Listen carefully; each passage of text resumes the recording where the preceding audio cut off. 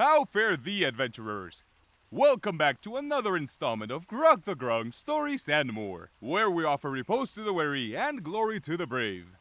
I am Grug the Grung, and this tranquil place of rest is the pond. Today I bring you the tales of how a Karen lessened the RPG experience by being rude, self-centered, and overall disruptive. So, more or less what you would expect of this person archetype. However, this first tale has a little twist to it. You'll see what I mean in just a second. Now hide your managers, send for the guards, and without further ado, row post! The year was 2019, and our group had just finished our first ever D&D campaign that summer. It had been the DM's first time running a homebrew game of their own, and the rest of the group's first time playing in general. Needless to say, we had all caught the D&D bug and were incredibly excited for the DM's next game. One of the players was a coworker of mine, and after a particularly bad experience with a customer, we decided to vent out our frustration by turning said customer into a horrible D&D character. Her name would be Karen, and she would be a barbarian. She would fly into a rage every time someone refused to validate one of her expired coupons, and her battle cry would be, "I would like to speak to your manager!" I'd never really considered that this would be an actual playable character until my coworker encouraged me to play her for DM's upcoming game. I've always been partial to weird, funny characters, so I said, sure, why not? I swung the idea past the DM, and she was excited by the concept.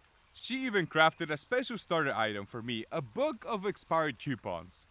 Eventually, the first session rolled around, and I got into my character, graveling my noise into the perfect grating noise. Think Roz from Monsters Inc. And I hated it. By the end of the first session, I could tell that this was a horrible idea. Having to play a character that was entitled, condescending, and rude to everyone from party members to NPCs felt horrible. Every time I would try to scale it back, the group would prod me to get back into character. I assumed that everyone would be as tired of Karen as I was by the end, but I was in shock when everyone began praising me for how great of a roleplayer I was. They absolutely loved Karen and thought she was hilarious, like the comic relief of the group or something. So I continued playing her week after week. I continued the shtick, and the group became more comfortable with being meaner and meaner to Karen. It got a little hard to keep in mind that my friends weren't calling me stupid, entitled, and bitchy, and that they were just referring to my character. I tried dishing out equal amounts of roasting back to the group, but it didn't take long for the fun of the game to get totally leached. It only took about 5 weeks before I had enough, and I went to the DM to let her know I wanted to switch characters. The DM said that the best way to do it would be for me to start putting Karen into dangerous situations so that she would just die. Then I could make something new. I did just that in coming sessions, but she would not die. No matter how terrible Karen was, the party seemed to love her and would do just about anything to keep her alive. Meanwhile, berating her for putting herself in dangerous positions and compromising the party.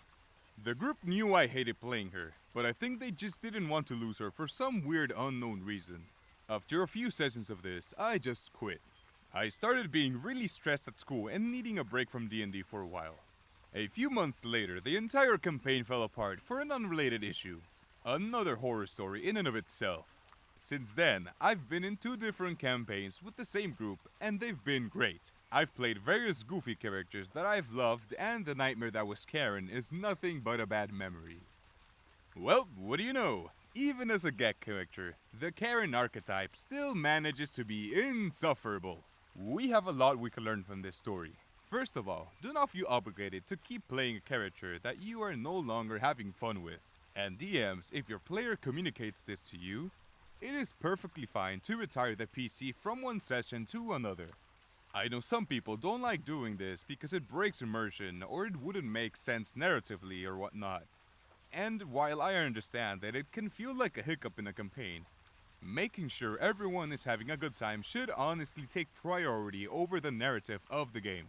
You can roleplay it out, work it out during downtime, or you can just retire the character off camera. Building onto this, if everyone else in the party really likes this character and doesn't want to see them go, there are ways to keep them in the game. Just make them an NPC. Forcing a player to stick to a character just for your enjoyment is plain selfish. Which brings me to my next point. Name calling is nothing far from PvP in terms of player interactions. It is extremely hard to separate what happens in-game and what happens out of game. OP said so themselves. The insults directed at their character started feeling personal, and that is no good headspace to be in. So please, avoid it at all costs. Coming up next, a Karen makes a fool out of herself as she disrupts a table just because her daughter wouldn't get her way with a spell.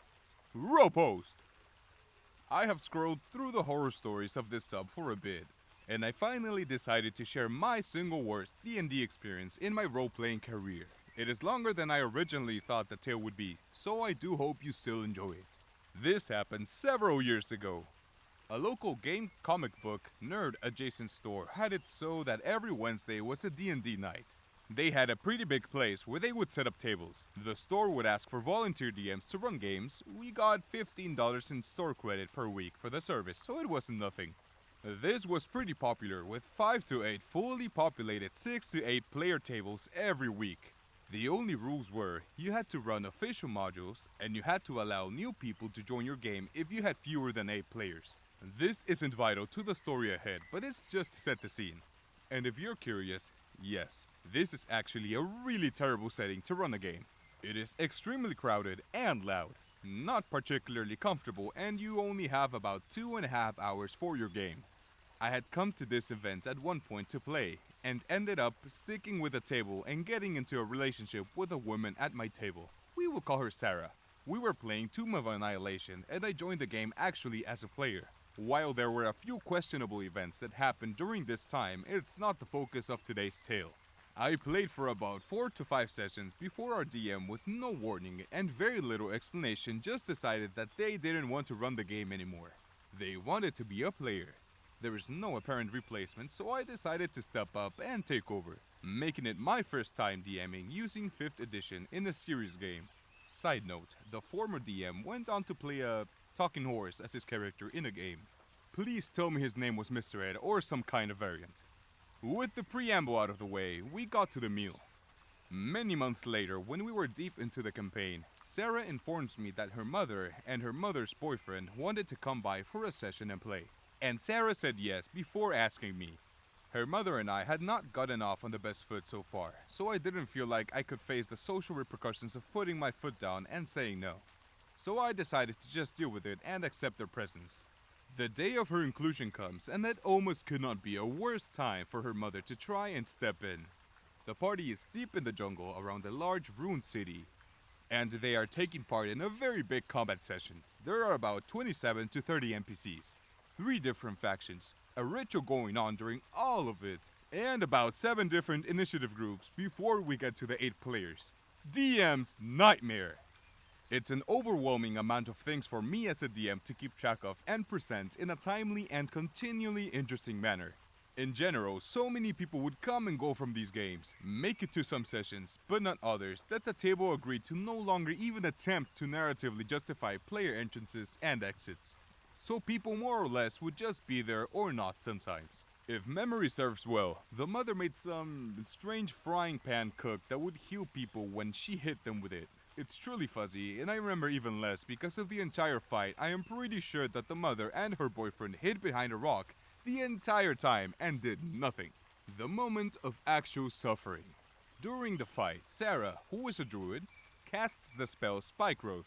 And for those who are not aware, the spell basically grows sharp thorns and spikes in a limited area and does damage when things attempt to walk through them. On a later turn, Sarah attempts to reposition the spell, moving the spikes to a different area.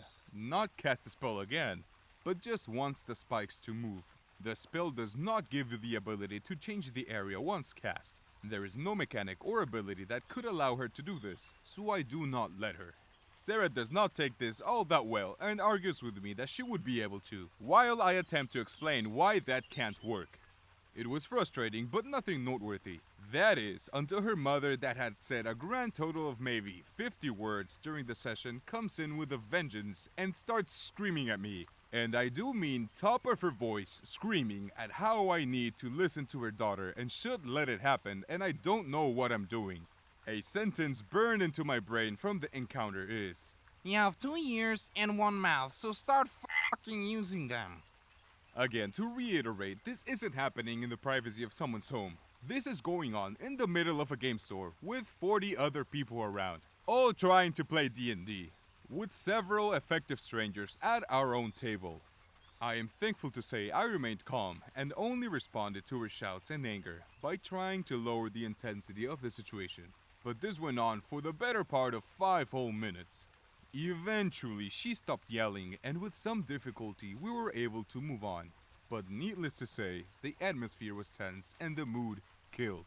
I have never been a part of another D&D experience which caused me so much stress and anxiety in my life other than that. The whole game was a shit show, but those are stories for another time. To this day, me and the mother do not get along with each other. Shocking, I know. I will never understand why these types of people like making a scene. Well, I mean, I do, but it is still beyond me. As a player, if a DM makes a call, you respect that call. Unless, of course, the DM is abusing the power, but we're not talking about those instances right now. Ma'am, I get that you want a fair game for your daughter, but come on. You're ruining the gaming experience for everyone when you start screaming on top of your lungs because you couldn't get your way.